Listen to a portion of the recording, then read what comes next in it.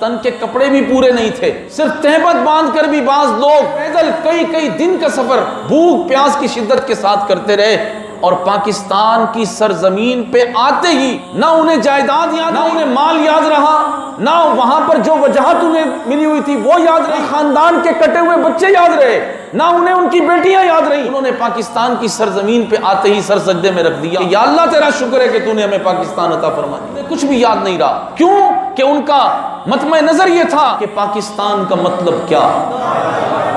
آج تو قوم کے منہ سے لا الہ الا اللہ ہی نہیں نکلتا۔ ان کو کوئی سیاسی پنڈت ہو، کوئی سیاسی بچہ جمہورہ ہو، نعرہ لگوا دے تو اس کے نعرے یہ لگا دیں گے، جی بھٹو کا نعرہ لگا دیں گے، جی الطاف کا نعرہ لگا دیں گے، عمران خان جی اس کا نعرہ لگا دیں گے، یہ زرداری جی ہے، نواز شریف جی ہے، یہ اس کا نعرہ لگا دیں گے، مگر پاکستان کا مطلب کیا؟